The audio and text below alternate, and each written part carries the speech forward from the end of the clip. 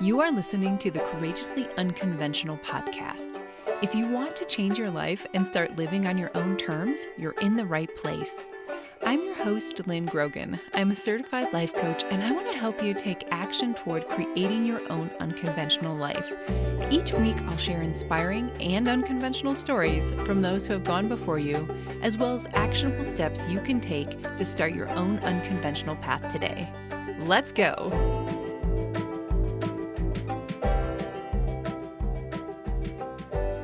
Hey y'all, Happy New Year. So you might be able to hear this from my voice. It sounds a little rough today. I have definitely caught that cough that is going around. So we'll see how we do. We'll probably have a lot of editing along the way. But like I said, Happy New Year. Happy New Year! For some of you, this time is filled with hope and anticipation. You're making resolutions, you're setting goals, and you're just looking forward to the year ahead. But I got a question from a client recently that shed some light on how others might be feeling. She asked, is it possible to feel the Sunday Scaries in regards to a whole year, not just for the week ahead? And you know what? Yeah, I think it's totally possible. It just depends on what you're anticipating. So some of you who are excited about the year ahead, you're excited because you're anticipating good things. Maybe it's a fresh start, you have some exciting goals or some changes you're thinking about. And when you anticipate good things, you feel good. But if you're anticipating uncertainty, some shifting and challenges, things that might disrupt your life and send you way out of your comfort zone or even just a little bit out of your comfort zone, well, then of course, it's natural to feel uneasy. So you might even be feeling the Monday, Tuesday, Wednesday, Thursday, Friday scaries and don't forget Saturday. We can feel scared on that day too. So what do we do about this? All right, so step one is acknowledge what you're feeling. So first, notice what you're anticipating. What are you anticipating? And acknowledge how do you feel about it. Are you feeling hopeful, afraid, excited? Maybe all of it? It's okay to feel a mix of things. Step number two, name it and explain it. Our brains do not like open loops or unpredictability. One way to help yourself settle down is to attach a story to your feelings. And it doesn't even matter what the story is for right now, just that it gives your feelings a place to land.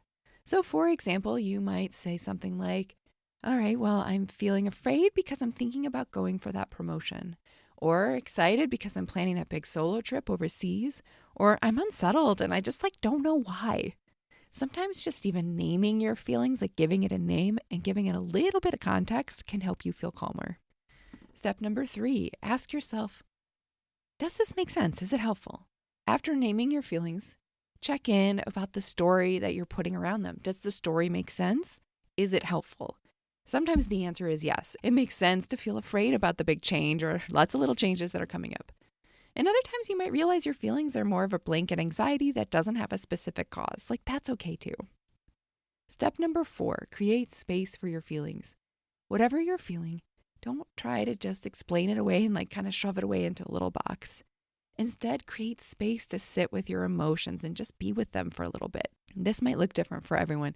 For me, I love to journal. It's something that I reach for, and I have done so since I was younger. So for me, and for a lot of people, not everyone, but for a lot of people, writing down your thoughts and getting them out of your brain can help you understand and process what's going on in your mind. For others, it might look like breathing just a few really deep breaths, or something like a breathwork practice can help you calm your nervous system.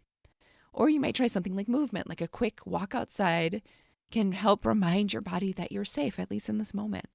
The goal here is to acknowledge and create a little bit of space for your feelings, which can help to reassure yourself hey, right now in this moment, I'm okay. Even if I'm a little bit nervous about what's ahead, I'm okay right now.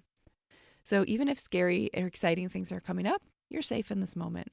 So as we wrap up today, to my client, my dear client who asked, can you feel the Sunday Scaries in regards to an entire year? Yeah, you can. But you don't have to stay stuck there. So here's what you can do about it. Check in with yourself. Acknowledge how you're feeling. Then give it a story.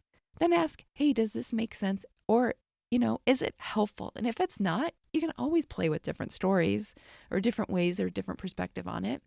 And then create space for yourself to feel those emotions with compassion and help yourself get back to a space of safety. You've got options for supporting yourself as you move into this new year, no matter what it holds. All right, that's it for today, my friends. Hopefully my voice will be back by next week. I think it will.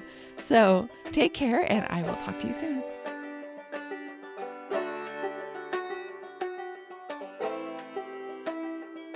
Hey friend, thank you for listening to today's conversation. If you're considering a major career or lifestyle change and you want to talk to someone about this, I'm here for you.